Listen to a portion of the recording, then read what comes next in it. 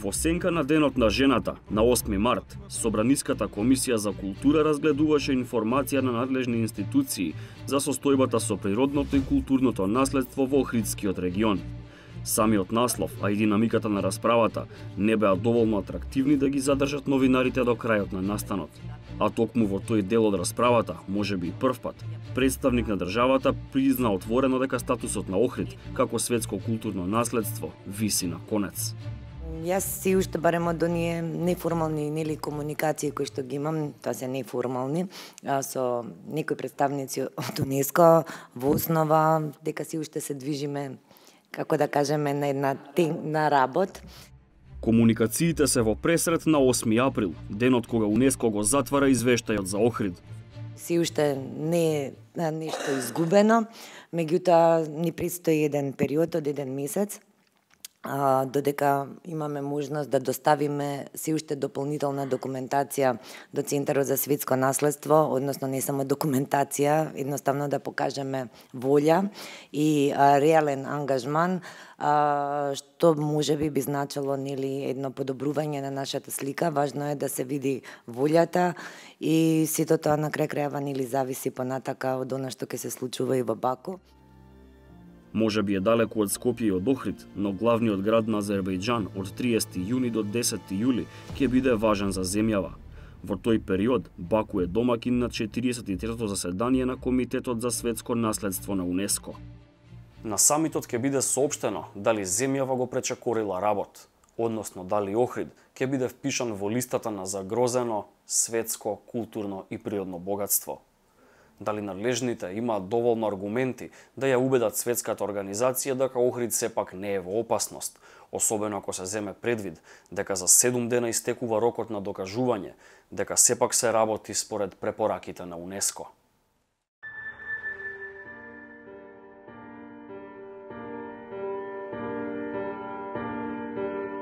Овие снимки од трската, поточно од она што остана од трската во делови на Охридското езеро, се од минатата недела. Со незиното уништување се уништува и екосистемот на езерото, а едно од клучните барања на УНЕСКО е мораториум на сите крајбрежни и урбани трансформации на подрачјето до усвојување на сите релевантни плански документи. Што прават надлежните, праша и стружанката Нола Исмаиловска-Старова на последната седница за пратеничките прашања.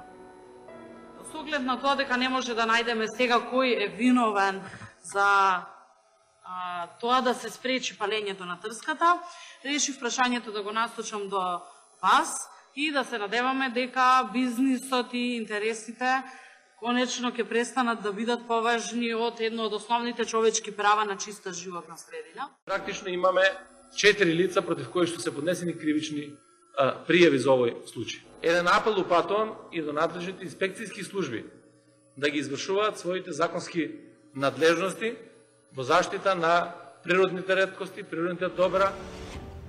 За УНЕСКО нема да биде тешко да провери дека апели до инспекцијските служби беа испраќани и претходно. На 30 јули минатата година, по надзорната расправа во Собраниската комисија за култура за Охридскиот регион, еден од заклучоците беше: Државниот инспекторат за животна средина се препорачува да го зголеми бројот на инспекторите надлежни за Охридскиот регион, како и бројот на инспекцијски надзори во Охридскиот регион, а извештаите на квартална основа задолжително да ги доставува до Комисијата за култура. Јавно достапните информации говорат дека напредокот по овој заклучок е мал. Например, инспекторатот барал 9, а добил 4 нови вработувања, од кои само еден инспектор за животна средина. Дури да има мало подобрување, тоа е во сенка на фактот дека токму за струшки инспектор по природа од Министерството за животна средина, јавното обвинителство води постапка, бидејќи не сакал да излезе на терен и да действува по наредба на јавен обвинител. Уште поголем проблем од уништувањето на трската е урбанизмот. Барањата на УНЕСКО се кристално јасни, да не се гради покрај брегот и да се урнат сите дивоизградени објекти. Пред 2 месеци, токму првиот човек на владата, која се бори да го задржи статусот на Охрид, даде контроверзна изјава за еден од најспорните објекти на Охридското крајбрежје – хотелот во Лагадин. Дури да постои правно формален аспект во оделението за урбанизам, не може, не бива. Не бива, не може, најлесно да биде не. Ке најдат начин како да биде. По бурните реакции, Заев го смени ставот. Последен во низата проблеми е Алипашината џамија во Охрид, Институциите велат дека има дозвола само за реставрација, додека ИВЗ вели дека реставрацијата вклучува изградба на 32 метарско минаре. Но наместо во следните неколку дена, кога се затвора извештајот за УНЕСКО, ова прашање ќе се решава подоцна. Одлучивме сензитивен период. Доаѓаат избори, Охрид е примерна со животот и на меѓурелигиското разбирање, да ова прашање заедно на заеднички состанок после 5 мај седнеме во владата и го изнајдеме решението. Дивоградби во Охридско има многу повеќе и многу поодамна. На тоа со години реагираат активистите од Охрид СОС, обвинувајќи дека и локалните и централните власти испраќаат селективни и невистините извештаи до УНЕСКО. Владата се однесува како лош ученик кој постојано заборава да изработи домашната задача и упорно се надева на помилување од учителката. Поради тоа очекуваме Комитетот за светско наследство да ја третира состојбата на Охридскиот регион со сета сериозност на проблемот и ученикот да го оцени правично согласно резултатите. Прв чекор кон решение за старите и спречување нови дивоградби, Министерството за транспорт гледа во нов закон за урбанистичко планирање, кој јасно ќе ги разграничи овластувањата, а со тоа и префрлувањето на одговорноста. Текстот е во собраниска процедура и очигледно е дека нема да биде донесен пред крајот на изборите.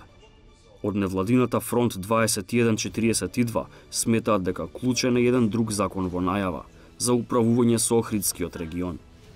Дали тој закон ќе го види денот или не, тоа најмногу ќе зависи од како собранието ќе се избори да истиот во таа верзија продолжи понатаму и дали ќе останат оние главни одредби кои што во суштина ја овозможуваат вистинската заштита за регионот.